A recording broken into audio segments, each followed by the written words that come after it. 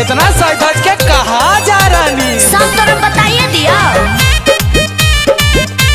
Music by Roshan Singh.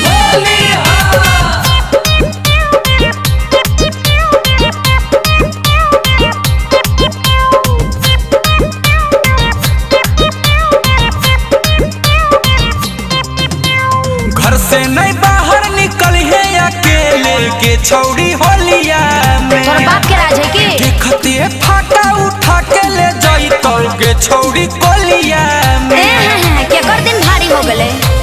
घर से नहीं बाहर निकल है अकेले के छौड़ी होलिया में। हाँ। देखते फाटा उठा के ले जाई तो के छौड़ी कोलिया में। चल चल जने। कादो माटी से लेटाई दे। हाँ। कादो माटी से लेटाई दे तो चोलिया बाभन टोलिया में। कादो माटी से लेटाई दे तो चोलिया बाभन टोलिया में। कादो माटी से लेटाई दे तो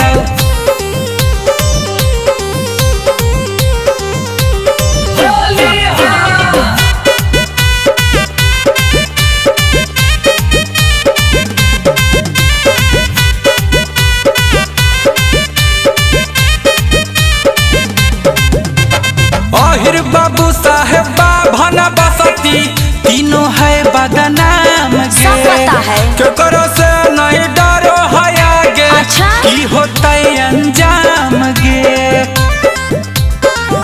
गे की रे? अहिर बाबू साहेब बाभन बसती हाँ। तीनों है बदनाम गे। तो की करिए? केकरो से नहीं डरो है आगे।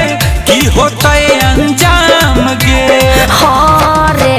चाहे कतो कर्मी माना ये जान। हाँ। चलता नहीं कोनो बहाना ये जान। अच्छा। चाहे कतो कर्मी माना ये जान। चलता नहीं कोनो बहाना ये जान। सब डाल देता रंग तोरे चोलिया में। हाँ? चोलिया में हरे चोलिया में। कादो माटी से लेटाई देता।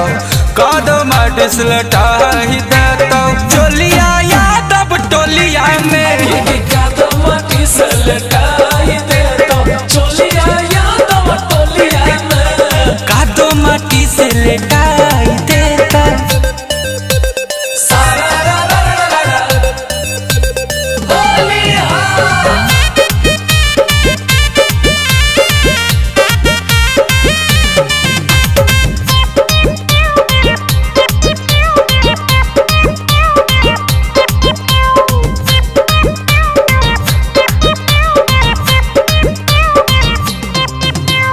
भर फागुन छौड़ा सबके मूड रहो है बन लगे।